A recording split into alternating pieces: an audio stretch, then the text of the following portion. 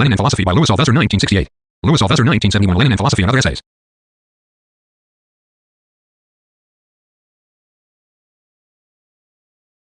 Written, February 1968. First published by Frennoy Maspero, 1968. Translated by Ben Brewster. Transcribed by Andy Blunden. May I thank your society for the honor it has done me in inviting me to present to it what it has called, since it came into existence, and what it will doubtless long continue to call, by a disarmingly nostalgic name, a communication. 1. A scientist is justified in presenting a communication before a scientific society. A communication and a discussion are only possible if they are scientific. But a philosophical communication and a philosophical discussion? Philosophical communication. This term would certainly have made Lenin laugh, with that wholehearted, open laugh by which the fishermen of Capri recognized him as one of their kind and on their side. This was exactly 60 years ago, in 1908. Lenin was then at Capri as a guest of Gorky, whose generosity he liked and whose talent he admired, but whom he treated nevertheless as a petit bourgeois revolutionary. Gorky had invited him to Capri to take part in philosophical discussions with a small group of Bolshevik intellectuals whose positions Gorky shared, the althusser. 1908, the aftermath of the First October Revolution, then in 1905, the uptide and repression of the workers' movement, and also disarray among the intellectuals, including the Bolshevik intellectuals. Several of them had formed a group known to history by the name althusser. Politically, the althusser were leftists, in favor of radical measures, recall of the party's doomed representatives, rejection of every form of legal action and immediate recourse to violent action. But these leftist proclamations concealed rightist theoretical positions. The althusser were infatuated with a fashionable philosophy or philosophical fashion, empirio-criticism, which had been updated and formed by the famous Austrian physicist, Ernst Mach. This physicist and physiologist's philosophy was not without affinity with other philosophies manufactured by scientists like Henry Poincaré and by historians of science like Pierre Duhem and Abel Ray. These are phenomena which we are beginning to understand. When certain sciences undergo important revolutions, there will always be professional philosophers to proclaim that the crisis in science, or mathematics, or physics, has begun. These philosophers' proclamations are, if I may say so, normal for a whole category of philosophers spend their time predicting, that is awaiting, the last gasp of the sciences, in order to administer them the last rites of philosophy, ad macho and Dorian day. But what is more curious is the fact that, at the same time, there will be scientists who talk of a crisis in the sciences, and suddenly discover a surprising philosophical vocation, in which they see themselves as suddenly converted into philosophers. Although in fact they were always practicing philosophy, in which they believe they are uttering revelations, although in fact they are merely repeating platitudes and anachronisms which come from what philosophy is obliged to regard as its history. We are philosophers by trade, so we are inclined to think that if there is a crisis, it is a visible and spectacular philosophical crisis into which these scientists have worked themselves up when faced with the growth of a science which they have taken through its conversion, just as a child can be said to have worked itself up into a feverish crisis. Their spontaneous, everyday philosophy has simply become visible to them. Marx's empirio-criticism, and all its byproducts, the philosophies of Bogdanov, Lunacharsky, Bazarov, etc., represented a philosophical crisis of this kind. Such crises are chronic occurrences. To give some contemporary idea of this, other things being equal, we can say that the philosophy which certain biologists, geneticists, and linguists today are busy manufacturing around information. Now, what is remarkable about these scientists' philosophical crises is the fact that they are always orientated philosophically in one and the same direction. They revive and update old empiricist or formalist, that is idealist themes. They are therefore always directed against materialism. So the althusser were empirio-criticists, but since they were Marxists, they said that Marxism had to rid itself of that pre-critical metaphysics, dialectical materialism, and that in order to become the Marxism of the 20th century, it had at last to furnish itself with the philosophy it had always lacked, precisely this vaguely Neo-Kantian idealist philosophy, remodeled and authenticated by scientists, empirio-criticism. Some Bolsheviks of this group even wanted to integrate into Marxism the authentic, humane values of religion, and to this end called themselves God-builders, but we can ignore this. So Gorky's aim was to invite Lenin to discuss philosophy with a group of althusserist philosophers. Lenin laid down his conditions. Dear Alexei Maximovich, I should very much like to see you, but I refuse to engage in any philosophical discussion. To be sure, this was a tactical attitude, since political unity among the Bolshevik makers was essential. They should not be divided by philosophical dispute. But we can discern in this tactic much more than a tactic, something I should like to call a practice of philosophy, and the consciousness of what practicing philosophy means. In short, the consciousness of the ruthless, primary fact that philosophy divides. If science unites, and if it unites without dividing, philosophy divides, and it can only unite by dividing. We can thus understand Lenin's laughter. There is no such thing as philosophical communication, no such thing as philosophical discussion. All I want to do today is to comment on the laughter, which is a thesis in itself. I venture to hope that this thesis will lead us somewhere. And it leads me straight away to ask myself the question, which others cannot fail to ask: if no philosophical communication is possible, then what kind of talk can I give here? It is obviously a talk to philosophers. But as clothes do not make the man, the audience does not make a talk. My talk will therefore not be philosophical. Nevertheless, for necessary reasons linked to the point we have reached in theoretical history, it will be a talk in philosophy. But this talk in philosophy will not quite be a talk of philosophy. It will be, or rather will try to be, a talk on philosophy, which means that by inviting me to present the communication, your society has anticipated my wishes. What I should like to say will indeed deserve that title if, as I hope, I can communicate to you something on philosophy, in short, some rudimentary elements towards the idea of it. That is how I ask you to understand my title, Lenin and Philosophy. Not Lenin's philosophy, but Lenin on philosophy. In fact, I believe that what we owe to Lenin, something which is perhaps not completely unprecedented, but certainly invaluable, is the beginnings of the ability to talk a kind of discourse which anticipates what will one day perhaps be a non-philosophical theory of philosophy. 2. If such is really Lenin's greatest merit with respect to our present concern, we can perhaps begin by quickly settling an old, open dispute between academic philosophy, including French academic philosophy, and Lenin. As I too am an academic and teach philosophy, I am among those who should wear Lenin's cap, if it fits. To my knowledge, with the exception of Henry Lefebvre, who has devoted an excellent little book to him, French academic philosophy is not deemed to concern itself with the man who led the greatest political revolution in modern history and who, in addition, made a lengthy and conscientious analysis in materialism and empirio-criticism of the works of our compatriots Henry Poincaré, Pierre Duhem, and Abel Ray, not to speak of others. I hope that any of our luminaries whom I have forgotten will forgive me, but it seems to me that, if we accept articles by communist philosophers and scientists, I can hardly find more than a few pages devoted to Lenin in the last half-century, by Sartre and Les Temps Modernes of 1946, by Merleau-Ponty and by Ricoeur. In the last named, Ricoeur speaks of state and revolution with respect, but he does not seem to deal with Lenin's philosophy. Sartre says that the materialist philosophy of Engels and Lenin is unthinkable in the sense of an unthing, a thought which cannot stand the test of mere thought, since it is a naturalistic, pre-critical, pre-Kantian and pre-Hegelian metaphysic. But he generously concedes that it may have the function of a Platonic myth which helps proletarians to be revolutionaries. Merleau-Ponty dismisses it with a single word: Lenin's philosophy is an expedient. It would surely be unbecoming on my part, even given all the requisite tact, to open a case against the French philosophical tradition of the last 150 years, since the silence in which French philosophy has buried this past is worth more than any open indictment. It must really be a tradition which hardly bears looking at, for to this day no prominent French philosopher has dared publicly to write its history. Indeed, it takes some courage to admit that French philosophy, from Maine Byron and Cousin to Bergson and Brunswick, by way of Revacin, Hamlin, Montpellier and Boutreau, can only be salvaged from its own history by the few great minds against whom it set its face, like Comte and Durkheim, or buried in oblivion, like Carnot and Cauterat, by a few conscientious historians of philosophy, historians of science and epistemologists who work patiently and silently to educate those to whom in part French philosophy owes its renaissance in the last 30 years. We all know these names. Forgive me if I only cite those who are no longer with us. Cavaillés and Baudrillard.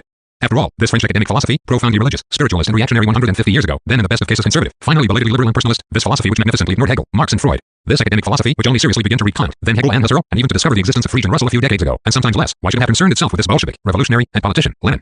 Besides the overwhelming class pressures on its strictly philosophical traditions, besides the condemnation by its most liberal spirits of Lenin's unthinkable pre-critical philosophical thought, the French philosophy which we have inherited has lived in the conviction that it can have nothing philosophical to learn either from a politician or from politics. To give just one example, it was only a little while ago that a few French academic philosophers first turned to the study of the great theoreticians of political philosophy, Machiavelli, Spinoza, Hobbes, Grotius, Locke, and even Rousseau, our Rousseau. Only 30 years earlier, these authors were abandoned to literary critics and jurists as leftovers. But French academic philosophy was not mistaken in its radical refusal to learn anything from politicians and politics, and therefore from Lenin. Everything which touches on politics may be fatal to philosophy, for philosophy lives on politics. Of course, it cannot be said that, if academic philosophy has ever read him, Lenin did not more than repay it in kind, leaving it to change. Listen to him in Materialism and Empirio-Criticism, invoking Dietzmann, the German proletarian that Marx and Engels said had discovered dialectical materialism all by himself as an autodidact because he was a proletarian militant. Graduated flunkies, who with their talk of ideal blessings stultify the people by their tortuous idealism. That is J. Dietzmann's opinion of the professors of philosophy. Just as the antipodes of the good God is the devil, so the professorial priest is his opposite pole in the materialist.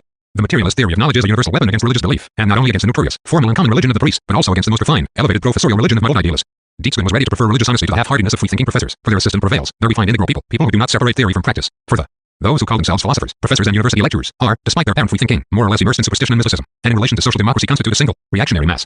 Now, in order to follow the true path, without being led astray by the religious and philosophical gibberish, it is necessary to study the falsus of all false paths, philosophy. Ruthless though it is, this text also manages to distinguish between freethinkers and integral people, even when they're religious, who have a system which is not just speculative but inscribed in their practice. It is also lucid. It is no accident that it ends with an astonishing phrase of Dietzmann's, which Lenin quotes, "We need to follow a true path, but in order to follow a true path it is necessary to study philosophy, which is the falsus of all false paths." Which means, to speak plainly, that there can be no true path without a study, and, eventually a theory of philosophy is a false path. In the last resort, and more important than all the reasons I have just evoked, this is undoubtedly why Lenin is intolerable to academic philosophy, and, to avoid hurting anyone, to the vast majority of philosophers, if not to all philosophers, whether academic or otherwise, he is, or has been on one occasion or another, philosophically intolerable to everyone. Intolerable, basically, because despite all they may say about the pre-critical character of his philosophy and the summary aspect of some of his categories, philosophers feel and know that this is not the real question. They feel and know that Lenin is profoundly indifferent to their objections. He is indifferent first, because he foresaw them long ago. Lenin said himself, "I am not a philosopher, I am badly prepared in this domain." Lenin said, "I know that my formulations and definitions are vague, unpolished. I know that philosophers are going to accuse my materialism of being metaphysical." But he adds, "That is not the question. Not only do I not philosophize with their philosophy, I do not philosophize like them at all. Their way of philosophizing is to expend fortunes of intelligence and subtlety for no other purpose than to ruin it in philosophy, whereas I treat philosophy differently. I practice it, as Marx intended, in obedience to what it is. That is why I believe I am a dialectical materialist." Materialism and Empirio-Criticism contains all this, either directly or between the lines. And that is why Lenin the philosopher is intolerable to most philosophers, who do not want to know, that is who realize without admitting it, that this is the real question.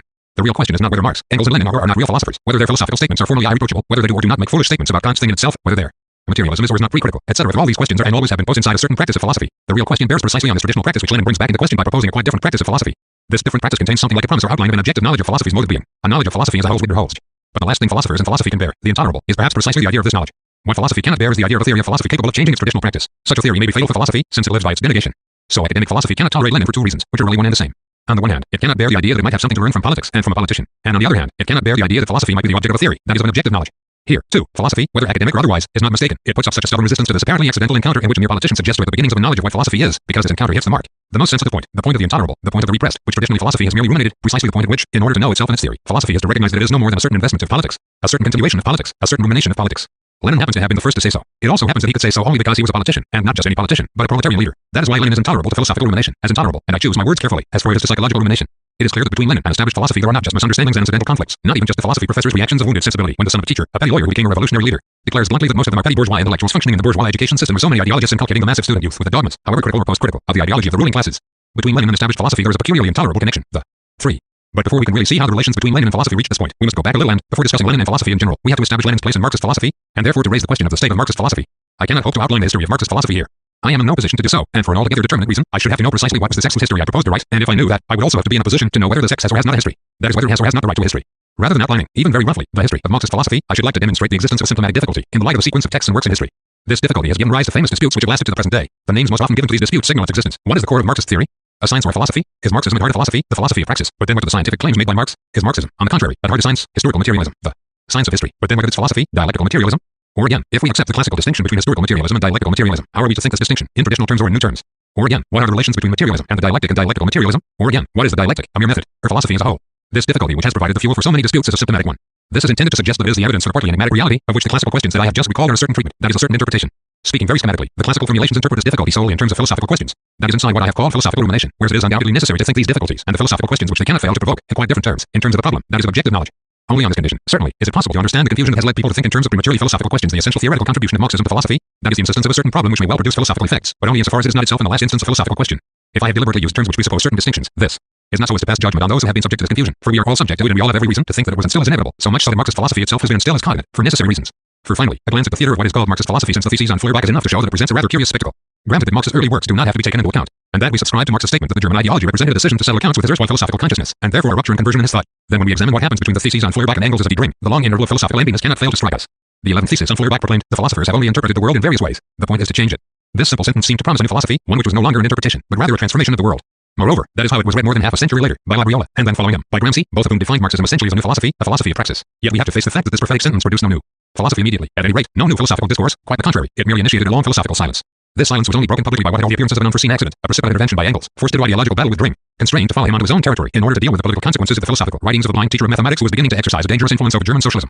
Here we have a strange situation indeed, a thesis which seems to announce a revolution in philosophy, then a 30-year-long philosophical silence, and finally a few improvised chapters of philosophical polemic published by Engels for political and ideological reasons as an introduction to a remarkable summary of Marxist scientific theories. Must we conclude that we are the victims of a retrospective philosophical illusion when we read the 11th thesis on Feuerbach as the proclamation of a philosophical revolution? Yes and no. But first, before saying no, I think it is necessary to say yes. Seriously, yes, we are essentially the victims of a philosophical illusion. What was announced in the theses on Feuerbach was, in the necessary philosophical language of a declaration of rupture with all interpretative philosophy, something quite different from a new philosophy, a new science, the science of history, whose first, still infinitely fragile foundations Marx was to lay in the German ideology. The philosophical emptiness which followed the proclamation of thesis 11 was thus the fullness of a science, the fullness of the intense, arduous and protracted labor which put an unprecedented science onto the stocks, a science to which Marx was to devote all his life, down to the last drafts for Capital, which he was never able to complete. It is the scientific fullness which represents the first and most profound reason why, even if thesis 11 did prophetically announce an event which was to make its mark on philosophy, it could not give rise to a philosophy, or rather had to proclaim the radical suppression of all existing philosophy in order to give priority to the work needed for the theoretical gestation of Marx's scientific discovery.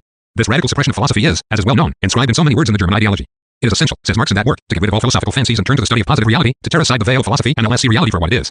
The German ideology bases this suppression of philosophy on a theory of philosophy as a hallucination and mystification, or to go further, as a dream, manufactured from what I shall call the days residues of the real history of concrete men. Days residues endowed with a purely imaginary existence in which the order of things is inverted. Philosophy, like religion and ethics, is only ideology. It is no history. Everything which seems to happen and it really happens outside it, in the only real history, the history of the material life of men. Science is then real itself, known by the action which reveals it by destroying the ideologies that veil it. Foremost among these ideologies is philosophy.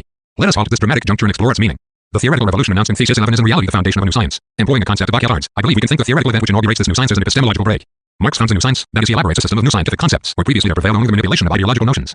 Marx founds the science of history where there were previously only philosophies of history. When I say that Marx organized a theoretical system of scientific concepts in the domain previously monopolized by philosophies of history, I am extending a metaphor which is no more than a metaphor, for it suggests that Marx replaced ideological theories with a scientific theory in a uniform space, that of history. In reality, this domain itself was reorganized. But with this crucial reservation, I propose to stick to the metaphor for the moment, and even to give it a still more precise form. If in fact we consider the great scientific discoveries of human history, it seems that we might relate what we call the sciences as a number of regional formations to what I shall call the great theoretical continents. The distance that we have now obtained enables us, without anticipating a future which neither we nor Marx can stir in the Po, to pursue our improved metaphor and say that, before Marx, two continents only had been opened up to scientific knowledge by sustained epistemological breaks, the continent of mathematics with the Greeks and the continent of physics. A science like chemistry, founded by Lavoisier's epistemological break, is a regional science within the continent of physics. Everyone now knows that it is inscribed in it. A science like biology, which came to the end of the first phase of its epistemological break, inaugurated by Darwin and Mendel only a decade ago, by its integration with molecular chemistry, also becomes part of the continent of physics. Logic in its modern form becomes part of the continent of mathematics, etc. On the other hand, it is probable that Freud's discovery has opened a new continent, one which we are only just beginning to explore.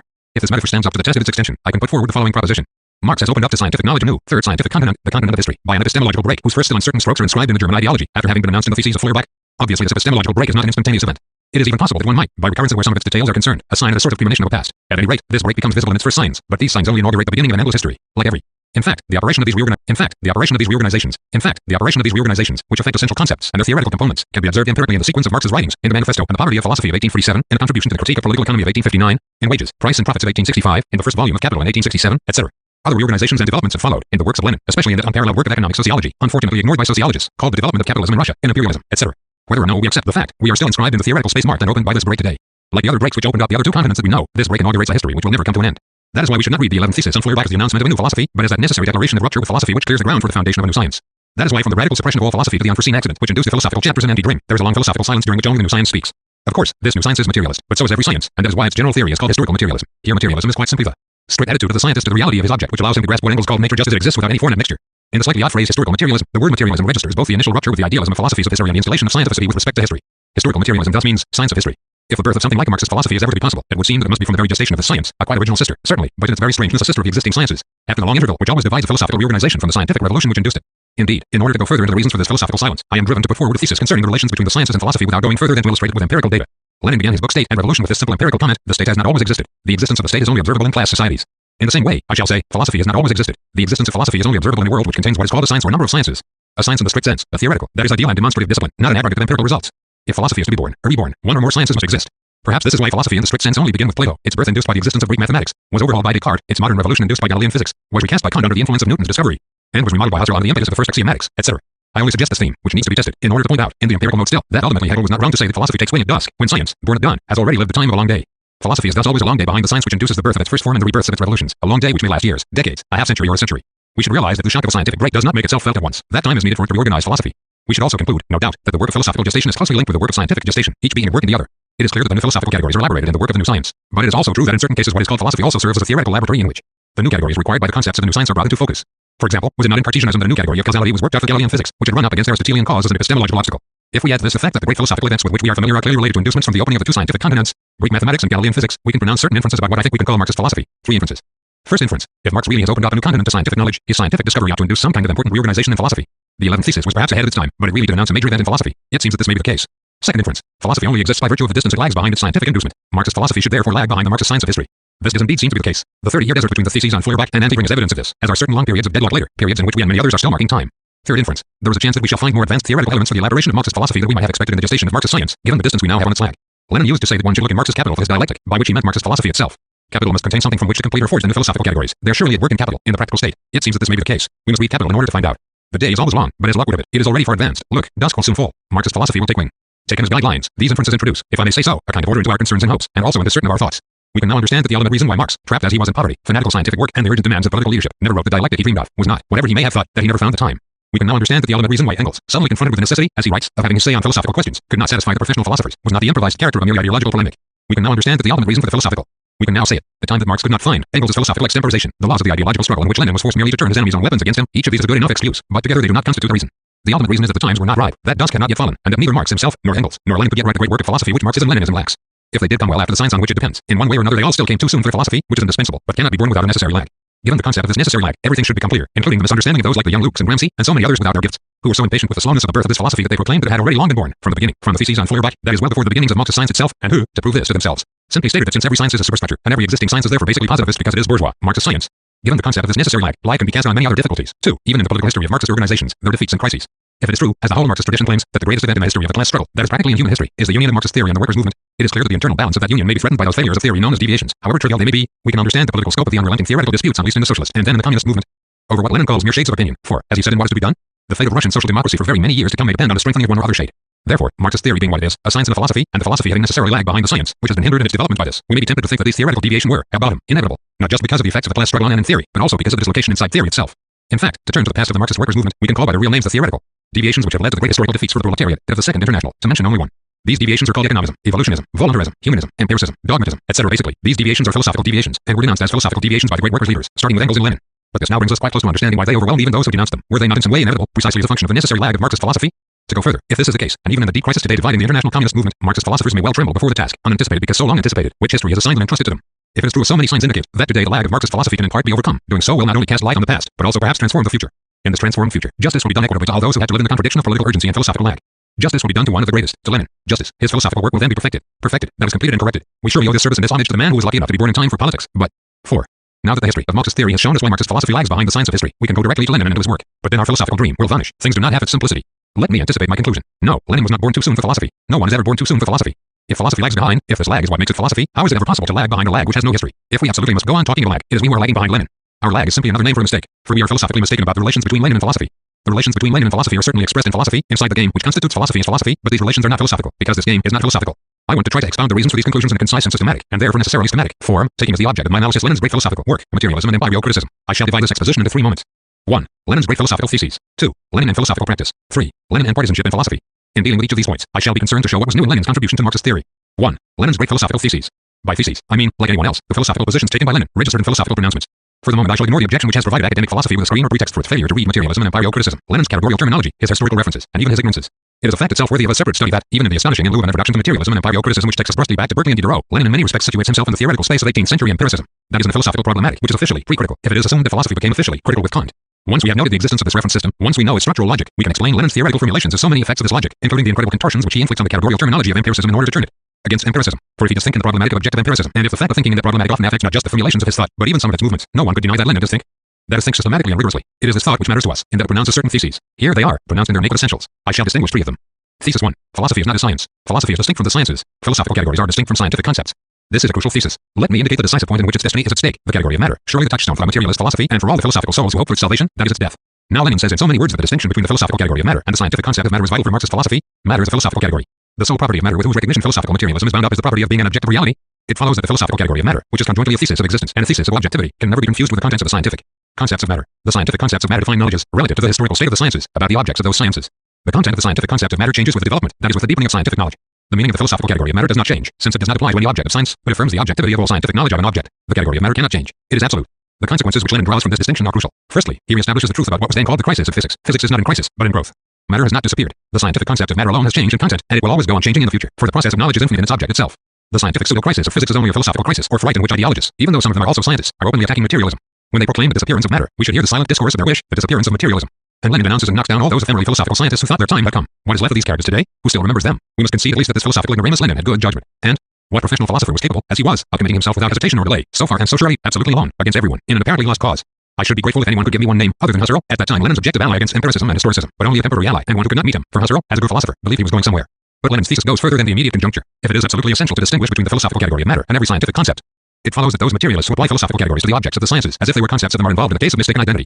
For example, anyone who wants to make conceptual use of categorical oppositions like matter-mind or matter-consciousness is only too likely to lapse into tautology. For the antithesis of matter and mind has absolute significance only within the bounds of a very limited field, in this case exclusively within the bounds of the fundamental epistemological problem of what is to be regarded as primary and what is secondary. Beyond these bounds, the relative character of this antithesis is indubitable. I cannot go into other very wide-ranging consequences, for example into the fact that from Lenin's point of view the distinction between philosophy and the sciences necessarily opens up the field of a theory of a history of knowledges, or the fact that Lenin announces in his theory the historical limits of all truth which he thinks is a theory of a distinction between absolute truth and relative truth. In this theory a single opposition of categories is used to think both the distinction between philosophy and the sciences, and the necessity for a theory of a history of the sciences. I would just ask you to note what follows. The distinction between philosophy and the sciences, between philosophical categories and scientific concepts, constitutes at heart the adoption of a radical philosophical position against all forms of empiricism and positivism, against the empiricism and positivism even of certain materialists, against naturalism, against psychologism, against historicism. It must be admitted that this is not so bad for a philosopher whom it is easy to dismiss as pre-critical and pre-Kantian on the grounds of a few of his formulations. Indeed, it is far rather astonishing, since it is clear that in 1908 this Bolshevik leader had never read a line of Kant and Hegel, but had stopped at Berkeley and Diderot, and yet, for some strange reason, he displays a critical feeling for his positivist opponents and a remarkable strategic discernment within the religious concert of the hypercritical philosophy of his day. The most amazing thing of all is the fact that Lenin manages to the force of taking up these anti-empiricist positions precisely in the field of an empiricist reference problematic. It certainly is a paradoxical exploit to manage to be anti-empiricist while thinking and expressing oneself in the basic categories of empiricism, and must surely pose a slight problem for any philosopher of good faith who is prepared to examine it. Does this by any chance mean that the field of the philosophical problematic, its categorical formulations, and its philosophical pronouncements are relatively indifferent to the philosophical positions adopted? Does it mean that at heart nothing essentially happens in what seems to constitute philosophy? Strange. Thesis 2. If philosophy is distinct from the sciences, there is a privileged link between philosophy and the sciences. This link is represented by the materialist thesis of objectivity. Here, 2 points are essential. The first concerns the nature of scientific knowledge. The suggestions contained in materialism and empirio criticism are taken up, developed and deepened in the philosophical notebooks. They give their full meaning to the anti-empiricism and anti-positivism which Lenin shows within his conception of scientific practice.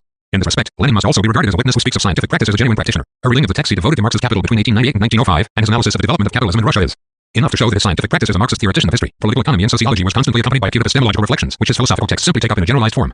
What Lenin reveals, and here again, using categories which may be contaminated by his empiricist references, is the anti-empiricism of scientific practice, the decisive role of scientific abstraction, or rather, the role of conceptual systematicity, and in a more general way, the role of theory as such.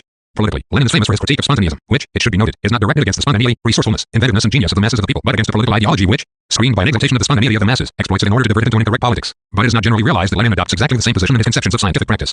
Lenin wrote, without revolutionary theory there could be no revolutionary movement. He could equally have written, without scientific theory there could be no production of scientific knowledges. His defense of the requirements of theory and scientific practice precisely coincides with his defense of the requirements of theory and political practice. His anti-spontaneism then takes the theoretical form of anti-empiricism, anti-positivism and anti-pragmatism. But just as his political anti-spontaneism presupposes the deepest respect for the spontaneity of the masses, his theoretical anti-spontaneism presupposes the greatest respect for practice in the process of knowledge. Neither in his conception of science, nor in his conception of politics does Lenin for one moment fall into theoreticism. This first point enables us to understand the second. Materialist philosophy is, in Lenin's eyes, profoundly linked to scientific practice. This thesis must, I believe, be understood in 2 senses. First, in an extremely classical sense which illustrates what we have been able to observe empirically in the history of the relations which link philosophy to the sciences. For Lenin, what happens in the sciences is a crucial concern in philosophy. The great scientific revolutions induce important reorganizations in philosophy. This is Engels' famous thesis. Materialism changes in form with each great scientific discovery. Engels was fascinated by the philosophical consequences of discoveries in the natural sciences, the cell, evolution, Carnot's principle, etc.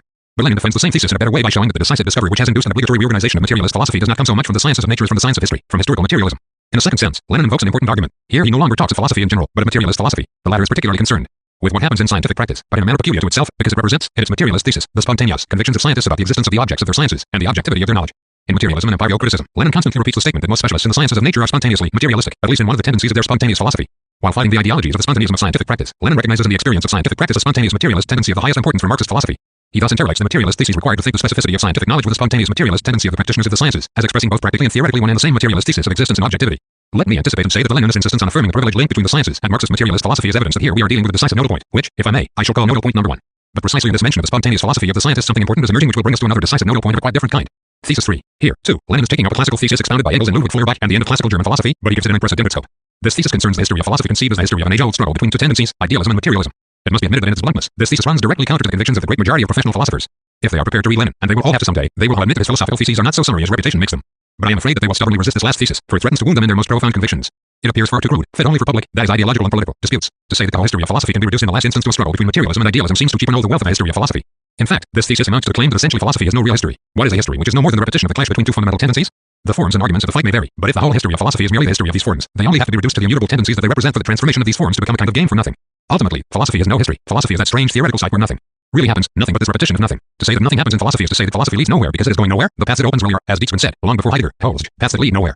Besides, that is what Lenin suggests in practice, when, right at the beginning of materialism and empirio-criticism, he explains that Marx merely repeats Berkeley, and himself counterposes his own repetition of Diderot. Worse still, it is clear that Berkeley and Diderot repeat each other, since they are in agreement about the matter-mind opposition, merely arranging its terms in a different way. The nothing of their philosophy is only the nothing of this inversion of the terms in an immutable categorical opposition which represents in philosophical theory the play of the two antagonistic tendencies of confrontation and its opposition. The history of philosophy is thus nothing but the nothing of this repeated inversion. In addition, this thesis would restore meaning to the famous phrases about Marx's inversion of Hegel, the Hegel whom Engels himself described as no more than a previous inversion. On this point it is essential to recognize that Lenin's insistence has absolutely no limits. In materialism and empirio-criticism, at least, he jettisons all the theoretical nuances, distinctions, ingenuities and subtleties with which philosophy tries to think its object. They are nothing but sophistries, hair-splitting, professorial quibbles, accommodations and compromises, whose only aim is to mask what is really at stake in the dispute to which all philosophy is committed, the basic struggle between the tendencies of materialism and idealism. There is no third way, no half measure, no bastard position, any more than there is in politics. Basically, there are only idealists and materialists, all those who do not openly declare themselves one or the other are shamefaced materialists or idealists. But we must therefore go even further and say that if the whole history of philosophy is nothing but the re-examination of arguments in which one and the same struggle is carried to its conclusion, then philosophy is nothing but a tendency struggle, the Kampfplatz that Kant discussed, which however, throws us back onto the subjectivity pure and simple of ideological struggles. It is to say that philosophy strictly speaking has no object, in the sense that science has an object. Lenin goes as far as this, which proves that Lenin was a thinker. He declares that it is impossible to prove the ultimate principles of materialism just as it is impossible to prove the principles of idealism. It is impossible to prove them because they cannot be the object of a knowledge, meaning by that a knowledge comparable with that of science, which disprove the properties of its objects. So philosophy is no object, but now everything fits. If nothing happens in philosophy, it is precisely because it has no object. If something actually does happen in the sciences, it is because they do have an object, knowledge of which they can increase, which gives them a history. As philosophy is no object, nothing can happen in it. The nothing of its history simply repeats the nothing of its object. Here we are beginning to get close to nodal point no. 2, which concerns these famous tendencies. Philosophy merely examines and ruminates over arguments which represent the basic conflict of these tendencies in the form of categories. It is their conflict, unnameable in philosophy, which sustains the eternal null inversion for which philosophy is the garrulous theater, the inversion of the fundamental categorical opposition between matter and mind. How then is the tendency revealed? In the hierarchic order it installs between the terms of the opposition, an order of domination. Listen to Lenin. Bogdanov, pretending to argue only against Beltov and cravenly ignoring Engels, is indignant at such definitions, which, don't you see, prove to be simple repetitions of the formula that for one trend in philosophy matter is primary and spirit secondary, while for the other trend the reverse is the case. All the Russian matches exultantly echo Bogdanov's refutation.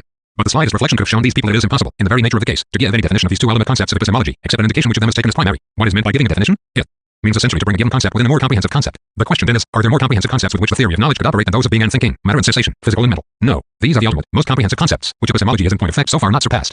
One must be a charlatan or an utter blockhead to demand a definition of these two series of concepts of ultimate comprehensiveness which would not be a mere repetition. One or the other must be taken as primary. The inversion which is formally the nothing which happens in philosophy, in its explicit discourse, is not null, or rather, it is an effect of annulment, the annulment of a previous hierarchy replaced by the opposite hierarchy. What is at stake in philosophy and the ultimate categories which govern all philosophical systems is therefore the sense of this hierarchy, the sense of this location of one category in a dominant position. It is something in philosophy which irresistibly recalls a seizure of power or an installation in power. Philosophically, we should say, an installation in power is without an object. An installation in power is this still a purely theoretical category. A seizure of power is political. It does not have an object, it is a stake, precisely the power, and an aim, the effects of that power. Here we should stop for a moment to see what is new in Lenin's contribution with respect to Engels's. His contribution is enormous if we are really prepared to weigh up the effects of something which has so often been taken for a mere shade of opinion. Ultimately, although Engels has strokes of astonishing genius when he is working on Marx, his thought is not comparable with Lenin's. Often he only manages to juxtapose theses, rather than managing to think them in the unity of their relations. Worse still, he never really rid himself of a certain positivist theme from the German ideology. For although he recommends its systematic study, for him philosophy is to disappear. It is merely the craftsman's laboratory in which the philosophical categories necessary to science were forged in the past. These times have gone. Philosophy has done its work. Now it must give way to science. Since the sciences are scientifically capable of presenting the organic unitary system of their relations, there is no longer any need either for inner philosophy or for Geschichte philosophy. What is left for philosophy? An object, the dialectic, the most general laws of nature and of thought. There thus remains the laws of thought which can be disengaged from the history of the sciences. Philosophy is thus not really separate from the sciences, hence the positivism that insinuates itself into certain of Engels' formulations when he says that the B.A. materialist is to admit nature as it is without any foreign admixture, despite the fact that he knows that the sciences are a process of knowledge. That is why philosophy does have an object for all that, but paradoxically, it is then pure thought which would not displease idealism. For example, what else is Levi Strauss up to today, on his own admission, and by appeal to Engels' authority? He, too, is studying the laws, let us say the structures of thought. Ricord has pointed out to him, correctly, that he is Kant minus the transcendental subject. Levi Strauss has not denied it. Indeed, if the object of philosophy is pure thought, it is possible to appeal to Engels and find oneself a Kantian minus the transcendental subject.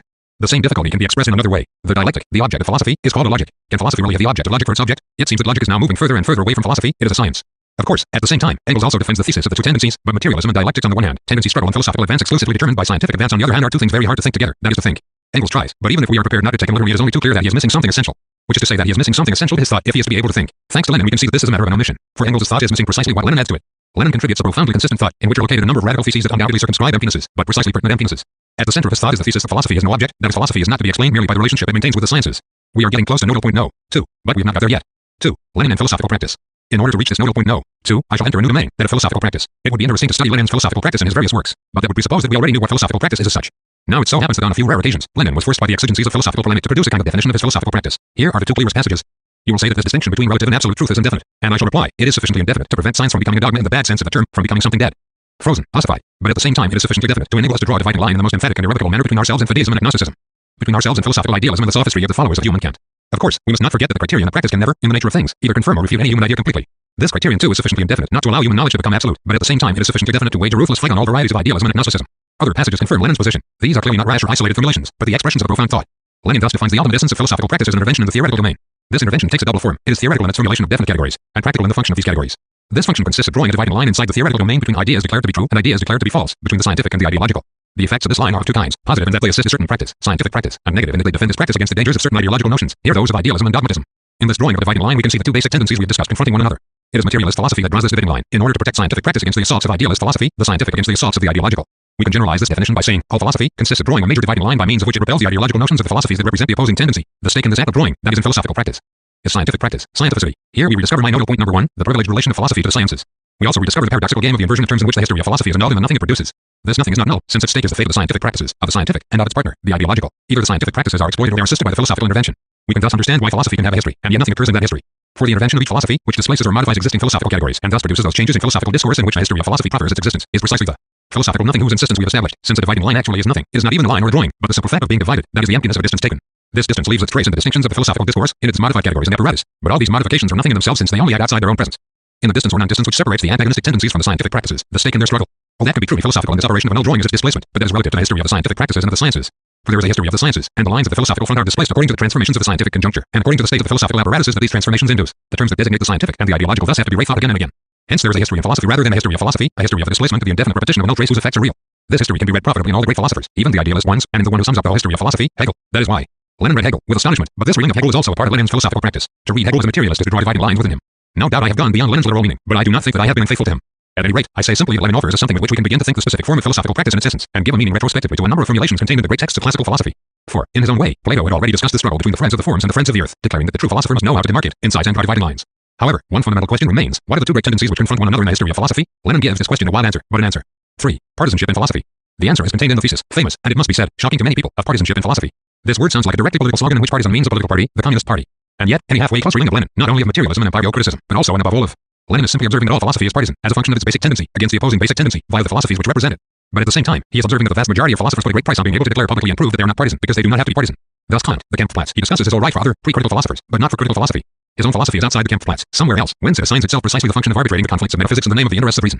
Ever since philosophy began, from Plato's reign to Husserl's philosopher civil servant of humanity, and even to Heidegger in some of his writings, the history of philosophy has also been dominated by this repetition, which is the repetition of a contradiction, the theoretical denegation of its own practice, and enormous theoretical efforts to register this denegation in consistent discourses.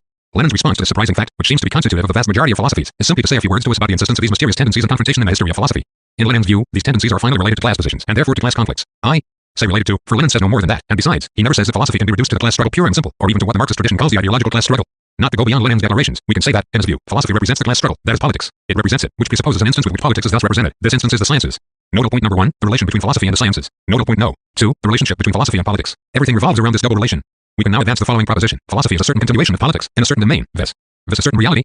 Philosophy represents politics in the domain of theory, or to be more precise, with the sciences, and, vice versa, philosophy represents scientificity and politics, with the classes engaged in the class struggle. How this representation is governed, by what mechanisms this representation is assured, by what mechanisms it can be falsified or faked and is falsified as a general rule, Lenin does not tell us. He is clearly profoundly convinced that in the last resort no philosophy can run ahead of this condition, evade the determinism of this double representation. In other words, he is convinced that philosophy exists somewhere as a third instance between the two major instances which constitute as itself an instance, the class struggle and the sciences.